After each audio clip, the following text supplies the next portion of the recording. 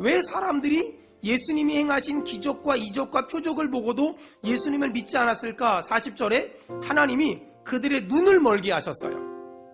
그리고 그들의 마음을 완고하게 하셨어요. 그래서 하나님이 눈을 멀게 한 사람, 하나님이 마음을 완고하게 한 사람들은 예수님을 믿을 수가 없었다. 그리고 그것은 이사야의 말씀을 이루신 것이다 라고 말한 거예요.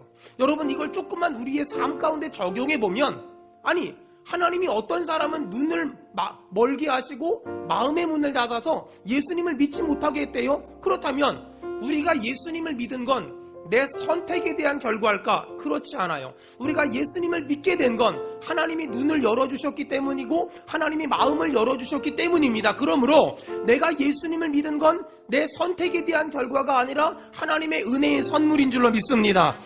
지금 내 믿음의 출발은 내가 아니라 하나님으로부터 이루어진 것이다. 또다시 말한다면 내가 예수님을 믿은 것은 내 선택이나 내 결정이 아니라 하나님이 내가 예수님을 믿도록, 그리고 내가 수원 은혜교회를 다닐 수 있도록 은혜를 주신 것이다. 동의하면 아멘 합시다. 자, 그렇다면 내 믿음은 내 선택에 대한 결과가 아니라 하나님이 주신 은혜에 대한 결과다. 이 믿음이 있는 사람은 때로는 살다 보면, 삶이 힘들고 인생이 고단하다 보면 믿음이 흔들리는 것 같아요.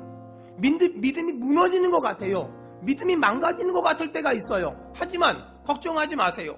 염려하지 마세요.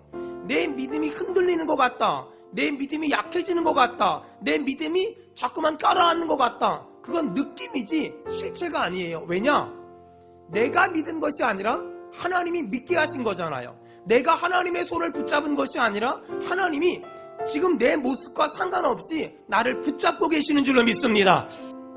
자, 그렇다면 누가 구원받을 수 있을까? 하나님이 눈을 열어준 사람, 하나님이 마음의 문을 열어준 사람, 그 사람이 구원받을 수 있다는 거예요. 우리가 어떻게 예수님을 믿게 됐을까? 내가 믿은 것일까? 내가 믿기로 작정한 것일까? 아니에요.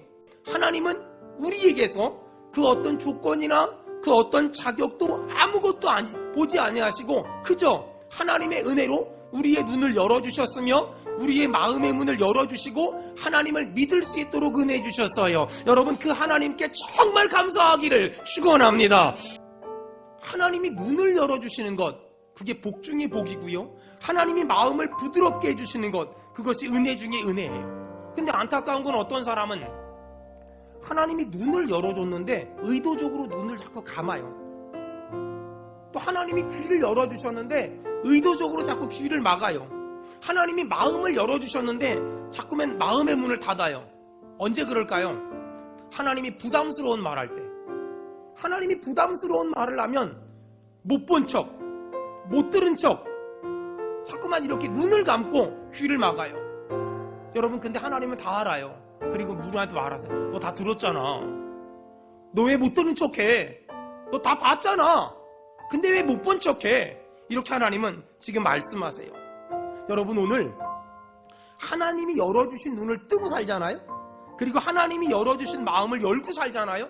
그러면 구원의 은혜만 받는 것이 아니라 무엇을 먹을까, 입을까, 마실까 염려하지 않도록 하나님은 날마다 필요한 것으로 우리의 삶에 공급해 주실 줄로 믿습니다.